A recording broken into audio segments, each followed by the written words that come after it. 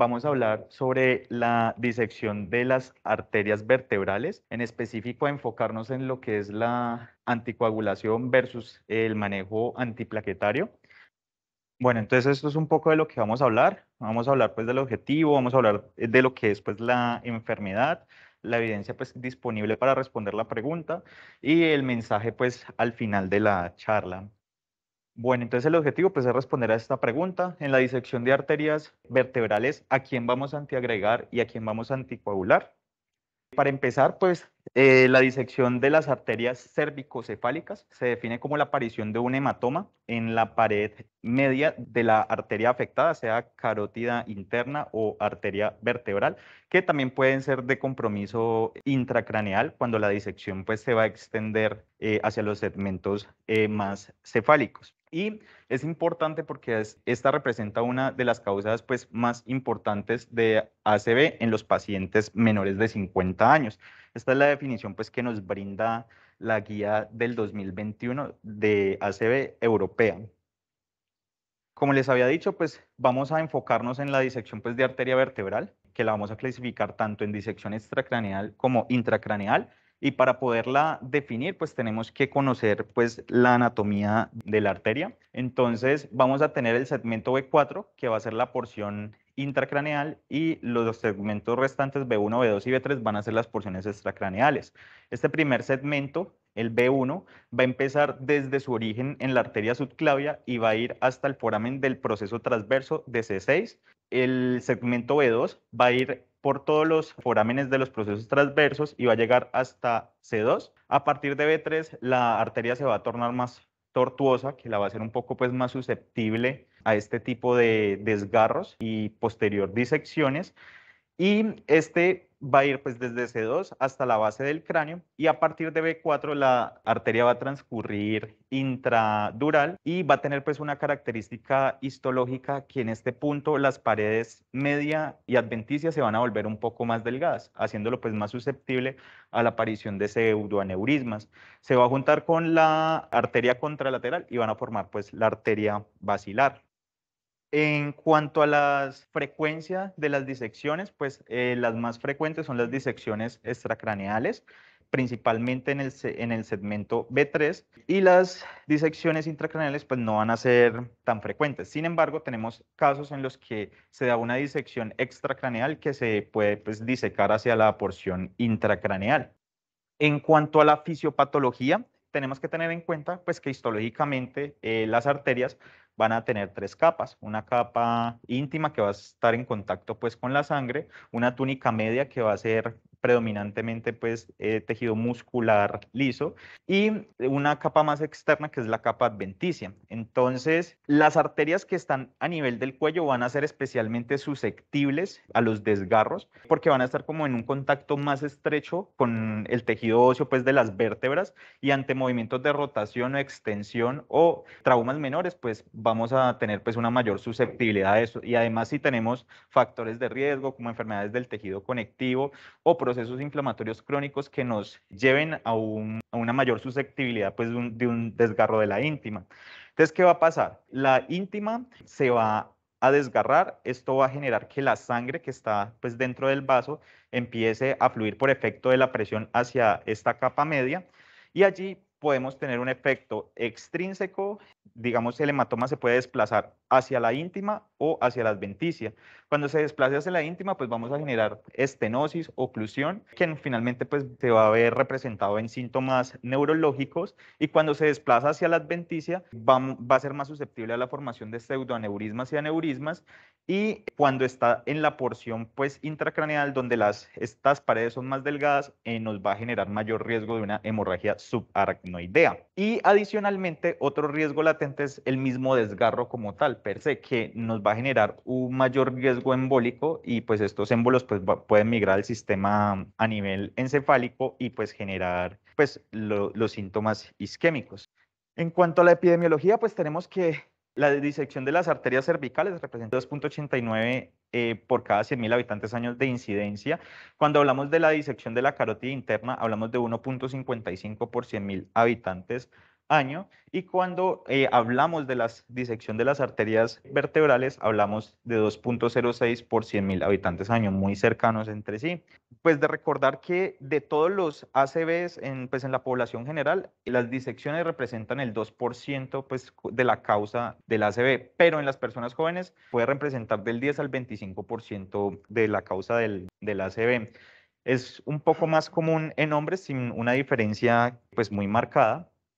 Pues aquí quería mostrarles en este estudio de 1.000 pacientes que aproximadamente el 26% de las etiologías de los ACVs en personas menores de 50 años son por otra causa determinada.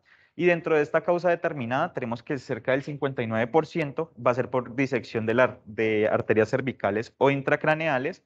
En este caso, tenemos que de las disecciones de las arterias cervicales, tenemos 155 pacientes que representan el 15% del total de la población, hacen disección de arteria craneal. Y de estos, el 54,9% aproximadamente nos hacen una disección de arteria vertebral. Esto puede variar dependiendo de la región. En regiones europeas pues hay reportes que han pues mostrado una mayor tendencia de que sea la carótida interna y no la vertebral. Y si nos vamos a Asia, pues también va a cambiar un poco. Dentro de las características pues, de los pacientes que presentan disecciones de arterias vertebrales, tenemos algunos son hipertensos, diabéticos, tienen antecedentes o historia de migraña, historia pues de un trauma cervical menor o el uso de anticonceptivos orales. Dentro de los pacientes que presentan esta disección de arterias cervicales, cerca del 83% versus un 11% pueden llegar a presentar accidente isquémico transitorio, aunque hay otros reportes que hablan de un 70%, otros que hablan de un 60%, pero en términos generales los resultados neurológicos en estos pacientes generalmente a los 3 meses es bueno.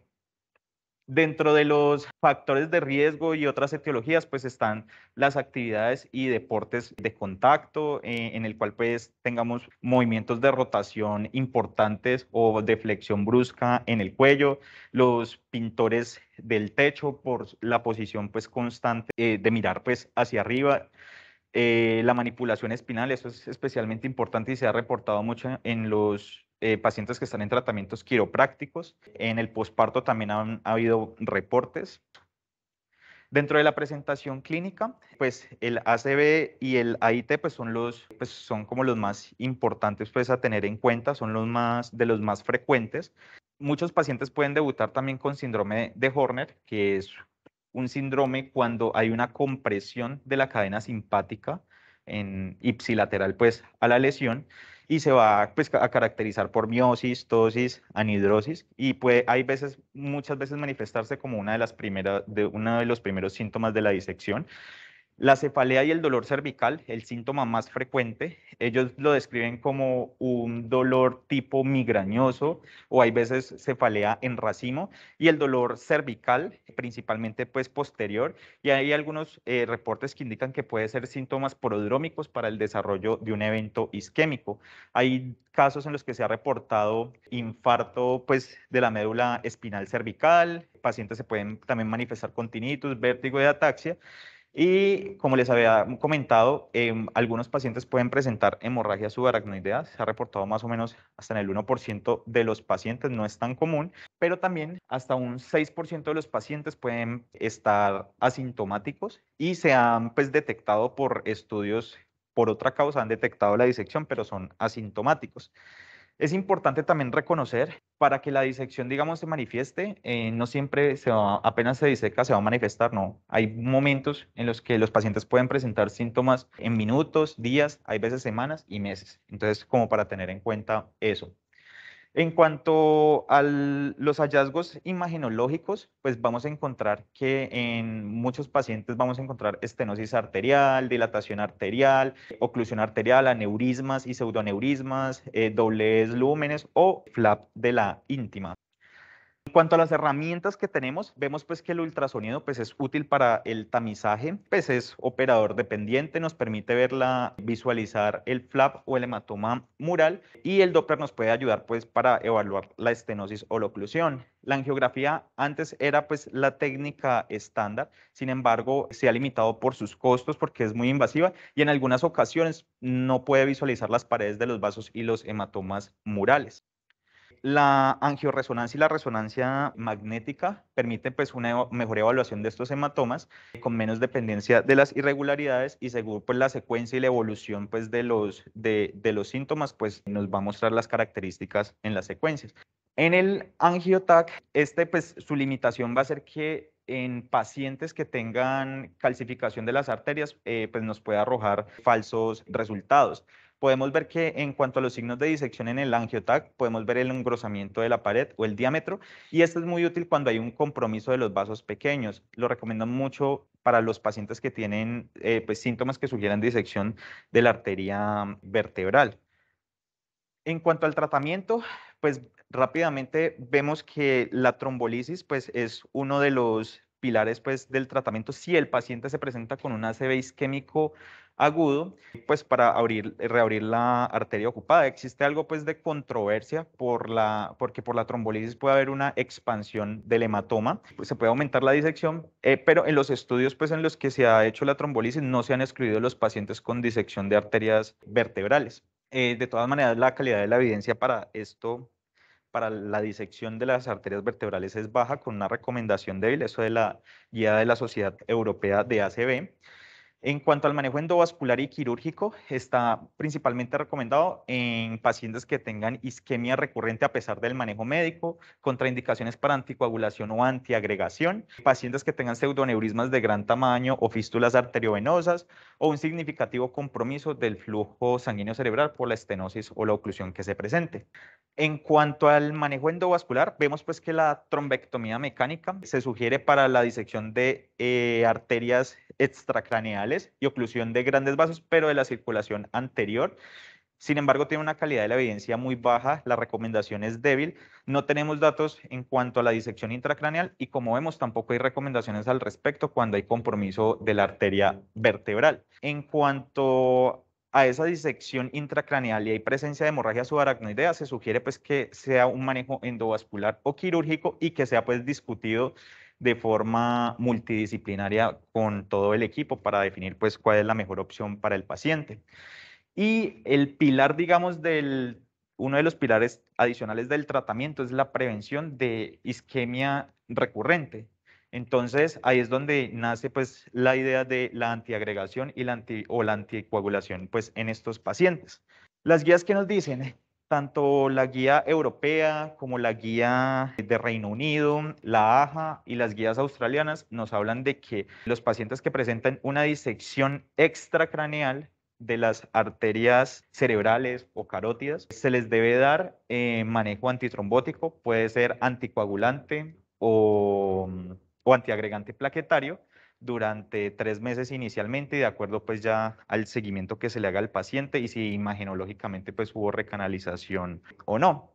Entonces, para esto, pues, ¿qué evidencia tenemos disponible? Entonces, tenemos este primer estudio. Este fue un estudio publicado en los Estados Unidos en el año 2017. Es un estudio de cohortes retrospectivo que buscaba comparar los tratamientos antitrombóticos en pacientes con disecciones carotidias y vertebrales. Los pacientes de la intervención, pacientes que tuvieran disección carotidia o vertebral confirmada por la imagen, la intervención eran antiplaquetarios, podía ser ASA, clopidogrel, en los que pues, se incluían en ese estudio. El comparador era un grupo con anticoagulantes, que era terapia pues, con enoxaparina y luego terapia puente hacia warfarina, o terapia combinada antiplaquetarios y anticoagulantes. El desenlace primario pues, que iban a evaluar en este estudio era el desarrollo pues, de ACV, TIA o un sangrado mayor después de iniciar el tratamiento. La recolección de los pacientes entre enero del 2005 y enero del 2014. Entonces, dentro de las características pues, basales de estos pacientes, quería pues, resaltar que en este caso la mayoría de las disecciones pues, fueron espontáneas. Los pacientes en el grupo en el grupo de tratamiento antiplaquetario se presentó pues una menor proporción de ACV en comparación con los otros dos grupos, con una diferencia estadísticamente significativa, y la disección de la arteria vertebral se presentó con menor frecuencia en el grupo que estuvo en el tratamiento combinado. La disección extracraneal pues representó de la mayoría de las disecciones en los tres grupos y la medida de seguimiento fue mayor a 23 meses en todos los grupos. En cuanto a los resultados, vemos pues que cuando evaluamos los pacientes con disección espontánea, pues no hubo diferencias en los desenlaces primarios, tanto en el TIA, ACV, la hemorragia. Vemos una tendencia a presentar mayor TIA en el grupo que estuvo con tratamiento combinado. En la disección traumática tampoco pues hubo diferencia en estos grupos. Vemos que la incidencia pues de ACV fue mayor en el grupo antiplaquetario, perdón, en el grupo de tratamiento combinado también, sin una diferencia pues estadísticamente significativa. En disección extracraneal, en disección intracraneal, y cuando ya se evalúan todos los pacientes, pues tampoco se encuentra diferencias estadísticamente significativas entre los grupos. Sin embargo, vemos como una tendencia general a que en el grupo combinado haya pues una mayor incidencia de los eventos. Ellos de este estudio concluyen pues que la tasa de eventos nuevos o recurrentes isquémicos es similar con el tratamiento antiplaquetario y anticoagulante tanto en la disección de la arteria carótida y la arteria vertebral de forma intracraneal y extracraneal. Adicionalmente, esta guía, ellos hacen unos metaanálisis de los estudios observacionales pues, que se incluyeron también para las recomendaciones, que se incluye pues, el estudio pues, que habíamos incluido, que había explicado inicialmente. Vemos pues, que en la mayoría de los casos el comparador pues, en varios es aspirina sola, en otros es cuando dice antiplaquetarios es cuando lo comparan pues también con clopidogrel. En los estudios pues no hay datos de que se hayan utilizado anticoagulantes orales directos y se buscaba pues evaluar pues estos desenlaces y de los desenlaces pues más relevantes pues vemos pues el efecto en cuanto a la presentación de ACV isquémico en la fase aguda después del inicio pues del tratamiento. Vemos pues que no hay una diferencia estadísticamente significativa entre los dos grupos anticoagulantes y antiplaquetarios en la incidencia del ACV. Adicionalmente, vemos que en el grupo, perdón, para la variable de sangrados mayores tampoco hay diferencias, sin embargo hay una ligera tendencia en contra pues de los anticoagulantes, favorecer el riesgo de ellos, pero es una tendencia, no es un efecto neto. Y en los efectos en cuanto a la mortalidad, después del inicio del tratamiento en la fase aguda del ACV, cuando es una disección extracraneal, pues tampoco hay diferencias estadísticamente significativas. Sin embargo, pareciera que hay una tendencia a favorecer los anticoagulantes. Luego ya vienen unos clínicos aleatorizados, en realidad son dos, en los cuales pues se ha estudiado esto. Está este primero que es el CADIS, que tuvo dos etapas. Una etapa en el 2015 donde hacen un seguimiento a 3 meses y el del 2019 que hacen un seguimiento ya a un año para ver los desenlaces con los mismos pacientes, pero adicionalmente hacen un estudio de los cambios en cuanto a la parte imagenológica. Este pues, fue hecho en Reino Unido en el 2015, es un ensayo clínico aleatorizado multicéntrico que buscaba comparar la efectividad de antiplaquetarios con anticoagulantes para la prevención de ACV recurrentes en pacientes con disección de arteria carótida y vertebral. Se realizó pues, en pacientes que tuvieran la disección con síntomas que fueran menores a 7 días. La intervención eran antiplaquetarios, el comparador eran anticoagulantes, el desenlace primario era un ACV ipsilateral o muerte a los 3 meses y el tiempo en el que se recolectaron los pacientes fue entre febrero del 2006 y junio del 2013. Entonces tenemos que los criterios de inclusión eran pacientes ambulatorios o intrahospitalarios que presentaran esa disección y que tuvieran una imagen probable o definitiva de la disección. Los criterios de exclusión era que si el paciente tuviera una disección intracraneal, los fármacos estuvieran contraindicados, que tuviera una úlcera péptica o que el uso que estuviera utilizando los fármacos por alguna otra cosa, por una válvula protésica o el embarazo. Estos pacientes se aleatorizaron de forma uno a uno, de forma telefónica automatizada por la Universidad de Aberdeen en Escocia.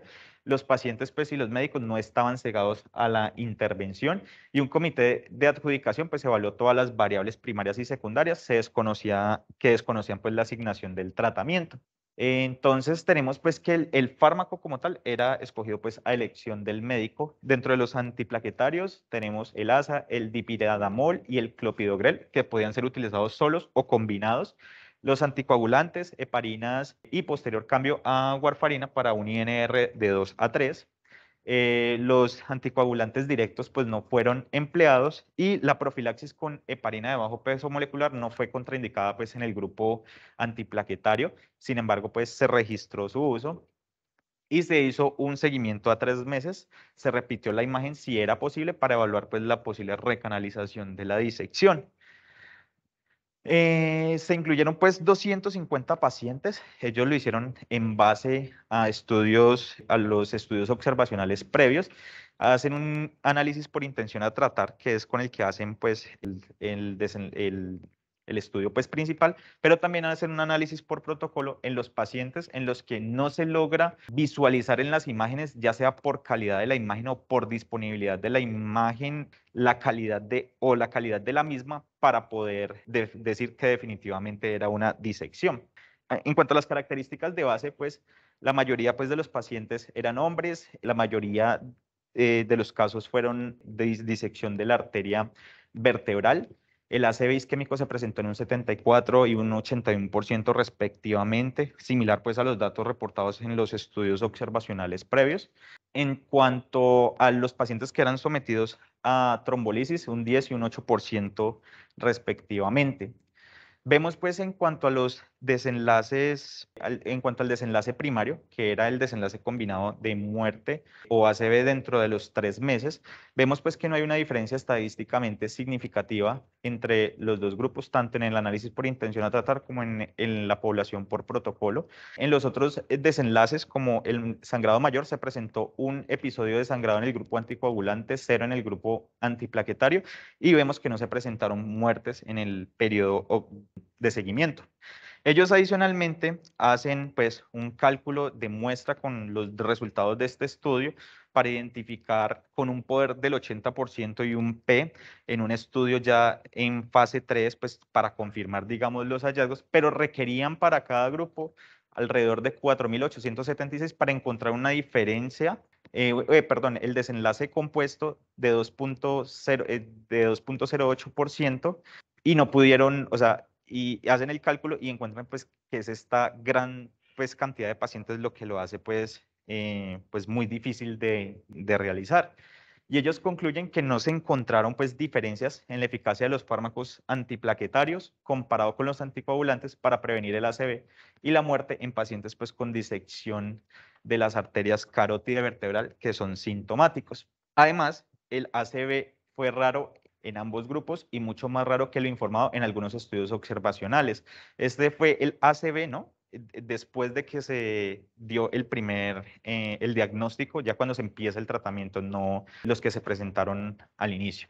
En cuanto a este mismo estudio, entonces en el 2019 pues publican la segunda etapa, que básicamente pues son el mismo objetivo y los mismos desenlaces con algunos cambios pues en la metodología en el cual le hacen un seguimiento a un año y vemos que para el ACV ipsilateral entre 3 y 12 meses, tanto en grupos anticoagulantes como antiplaquetarios se presenta en un caso. El TIAS no se presenta después de ese tiempo y los sangrados mayores tampoco se presentan. Se presentó un episodio de muerte entre los 3 y 12 meses en el grupo antiplaquetario y esto se dio por una ACV fulminante recurrente que le dio a ese paciente. En cuanto a la asociación entre el tratamiento y el riesgo de tener el evento, pues vemos que no hubo una diferencia estadísticamente significativa pues para los desenlaces tanto a los 3 meses como para los 12 meses, ni en el intención a tratar ni en el por protocolo. Adicionalmente, pues ellos lo que les había comentado de que hacen un análisis de los hallazgos imagenológicos a los 3 meses en el grupo, y aquí hacen pues la comparación entre los que estuvieron con antiplaquetarios y anticoagulantes, vemos que el 50% en ambos grupos pues, no presentaron estrechamiento de oclusión a los 3 meses, igual que los pacientes que se recanalizaron, pues tampoco hubo diferencias entre los dos grupos. Ellos concluyen entonces pues, que el CADIS mostró un bajo riesgo de accidente cerebrovascular recurrente hasta 1 año en pacientes con disección cervical y que no mostró diferencias en la prevención del accidente cerebrovascular o de la estenosis residual o la oclusión entre los pacientes que eran tratados o con anticoagulantes o antiplaquetarios. Luego, para el 2021, viene este otro estudio que busca comparar aspirina y anticoagulación y es un estudio de no inferioridad para la aspirina frente a la anticoagulación. Fue publicado en The Lancet en el 2021. Es en Suiza, es un ensayo clínico aleatorizado multicéntrico cuyo objetivo era evaluar si la aspirina es no inferior a los antagonistas de vitamina K en el tratamiento de pacientes con disección de arteria cervical en términos de seguridad y eficacia. Aquí los pacientes tenían la disección, pero acá se incluían pacientes que tuvieran un diagnóstico menor a 14 días. La intervención fue aspirina 300 miligramos al día. El comparador fue antagonistas de vitamina K con un INR entre 2 y 3. El desenlace primario era un desenlace compuesto entre el ACV isquémico, una hemorragia intra o extracraneal, muerte y cambios radiológicos, nuevas imágenes de isquemia o hemorragias en la resonancia magnética, y el tiempo en el que se recolectaron los pacientes fue entre septiembre del 2013 y diciembre del 2018. Vemos que se incluyeron pacientes que tuvieran síntomas isquémicos agudos menores a 14 días. Si el paciente tenía trombolisis o tratamiento endovascular, tenían que tener menos de 24 horas para ser incluidos. Y en cuanto a los criterios de exclusión, tenemos pacientes en embarazo, contraindicaciones para resonancia magnética o contraindicaciones para los fármacos. Se realizó la aleatorización 1 a 1 por un software en computador. Los pacientes y los médicos pues no estaban cegados, los que veían las imágenes pues sí estaban cegados a la asignación pues del tratamiento, y la estratificación se hizo de acuerdo al centro participante. Vemos que el grupo de aspirina pues recibió 300 miligramos al día. Si el paciente tenía disfagia o algo, se le administraban 250 miligramos de asa endovenosa. En pacientes que tuvieran el tratamiento con antagonistas de vitamina K, incluían fenprocumón, acenocumarol o warfarina, también para lograr este objetivo de INR, con una terapia puente previa con heparinas. La dosis profiláctica tampoco, pues, no hubo problemas pues, para incluirla en los pacientes en el grupo del ASA, y la duración del tratamiento fue por 90 días o si ocurría el evento. La discontinuación del tratamiento o la reducción del mismo era a criterio del médico, y a los 14 días se realizó una resonancia magnética de seguimiento y una visita médica. A los 90 días solo visita médica en cuanto al seguimiento del paciente. En este sí se hizo un análisis por protocolo, solo los pacientes que tuvieran imágenes que confirmaran el diagnóstico de la disección.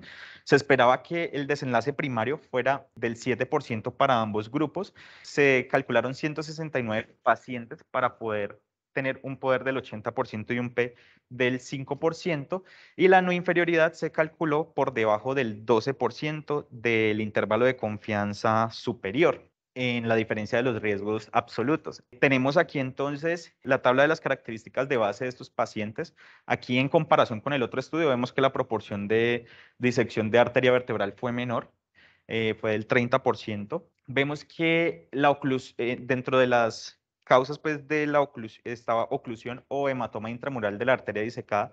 No hubo diferencias entre los dos grupos, y la presencia del ACV isquémico se presentó en un 52% para ambos grupos, una proporción menor al del estudio previo.